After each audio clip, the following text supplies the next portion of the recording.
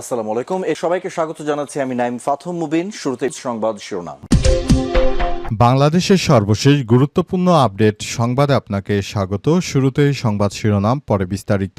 প্রথমেই জানাবো আমাদের হাতে থাকা সর্বশেষ গুরুত্বপূর্ণ সবথেকে তাজা আপডেট সংবাদ। বাংলাদেশে সরকার পরিবর্তনে ভারতের নিরাপত্তা উপদেষ্টার বিতর্কিত মন্তব্য।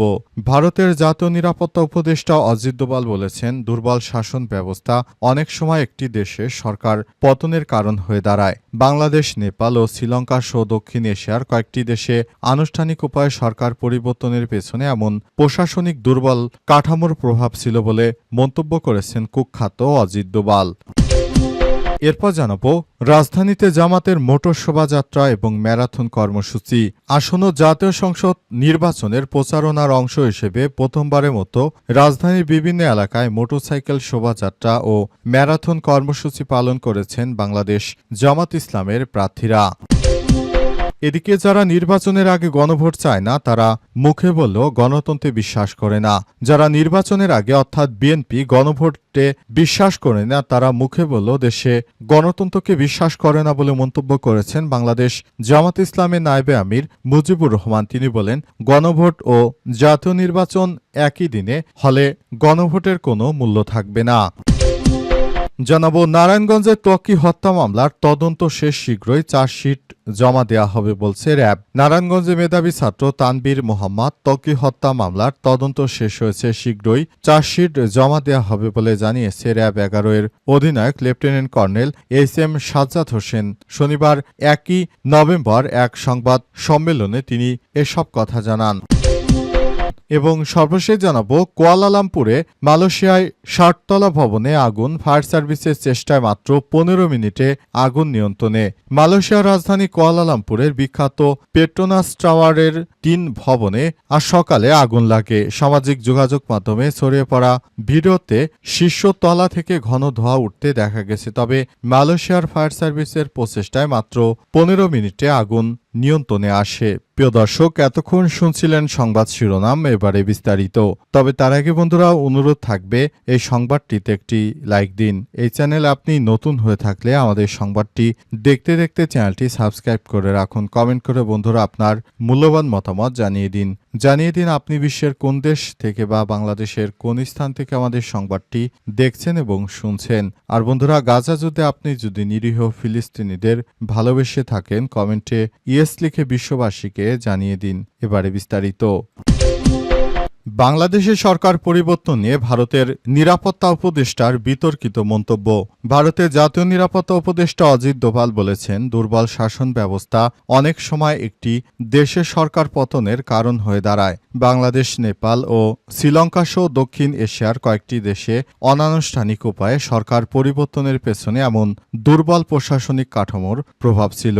গতকাল শুক্রবার রাষ্ট্রীয় ঐক্য দিবস অনুষ্ঠানে দেয়া বক্তব্যে অজিত দোভাল এসব কথা বলেছেন। খবর এনডিটিভির। অজিত দোভাল বলেছেন, রাষ্ট্র গঠন ও নিরাপত্তা রক্ষায় কার্যকর শাসন ব্যবস্থা অত্যন্ত গুরুত্বপূর্ণ। এটি শুধু রাষ্ট্রকে তার লক্ষ্য পূরণে সহায়তা করবে না, বরং সাধারণ মানুষের আকাঙ্ক্ষাও পূরণ করে। তিনি আরও বলেছেন, আজকের প্রশাসনে বড় চ্যালেঞ্জ হল সাধারণ মানুষকে সন্তুষ্ট রাখা। সাধারণ মানুষ আগের চেয়ে অনেক বেশি সচেতন, উচ্চাকাঙ্ক্ষী এবং রাষ্ট্রের কাছ থেকে আরও বেশি প্রত্যাশা রাখে। তাই রাষ্ট্রেরও তার সন্তুষ্টির প্রতি খেয়াল রাখতে হবে। ভারতের জাতীয় নিরাপত্তা উপদেষ্টা আরও বলেছেন, একটি জাতির শক্তি নিহিত থাকে তার শাসন ব্যবস্থায়। সরকার যখন প্রতিষ্ঠানগুলোর মাধ্যমে কাজ করে তখন জাতি গঠনের সবথেকে গুরুত্বপূর্ণ ভূমিকা পালন করেন সেই ব্যক্তিরা যারা এসব প্রতিষ্ঠান তৈরি ও লালন করে থাকেন। প্রধানমন্ত্রী নরেন্দ্র মোদীর শাসন মডেলের প্রশংসা করে দোভাল আরও বলেছেন, ভারত এখন নতুন কক্ষপথে প্রবেশ করেছে। নতুন ধরনের শাসন ব্যবস্থা, সমাজ কাঠামো ও বৈশ্বিক অবস্থানে বর্তমান সরকার প্রশাসনিক দুর্নীতি দমনে যে প্রাতিষ্ঠানিক পরিবর্তন এনেছে তা গভীর প্রভাব ফেলেছে। সামনে আরও আক্ষেপ আসতে পারে।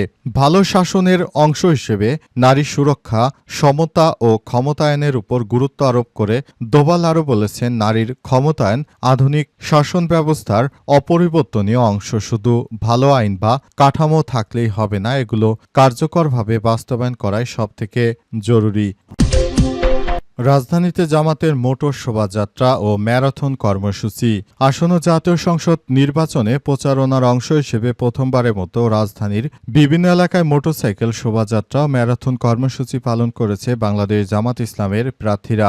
আর শুক্রবার সকাল ৮টা থেকে শুরু হয়ে দুপুর ১২টা পর্যন্ত মোটরসাইকেল শোভাযাত্রা ও জনসমাবেশ অনুষ্ঠিত হয়েছে। আগারগাঁও বিশ্ববিদ্যালয় মঞ্জুরি কমিশন ইউজিসি চত্বর থেকে শুরু হয়ে শ্যামলী লিং রোড, ঢাকা উদ্যান, বেরিবাদ, মোহাম্মদপুর বাস স্ট্যান্ড, ধানমন্ডি ২৭ ও আসাদ গেট প্রদক্ষিণ করে টাউন হলে গিয়ে শোভাযাত্রাটি সংক্ষিপ্ত সমাবেশের মাধ্যমে শেষ হয়েছে। শোভাযাত্রায় কয়েক হাজার মোটরসাইকেল, প্রাইভেট কার ও পিকআপ ভ্যান অংশগ্রহণ করে রাস্তার মোড়ে মোড়ে উৎসুক জনতা ভিড় করেন এবং তারা হাত নেড়ে ও স্লোগান দিয়ে শোভাযাত্রাকে উষ্ণ অভ্যর্থনা জানায়।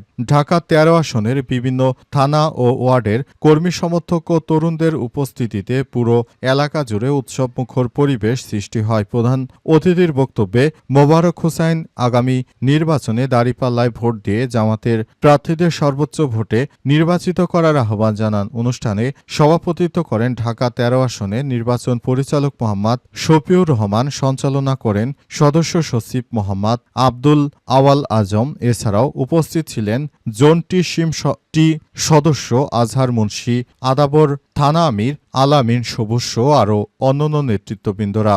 পুরো মোটরযানের শোভাযাত্রায় পুরো ঢাকা শহর জামাতের নেতৃত্ববৃন্দদের উপস্থিতিতে ভরে ওঠে। এ অবস্থায় পুরো সড়ক দিয়ে যান চলাচল বন্ধ হয়ে যায়।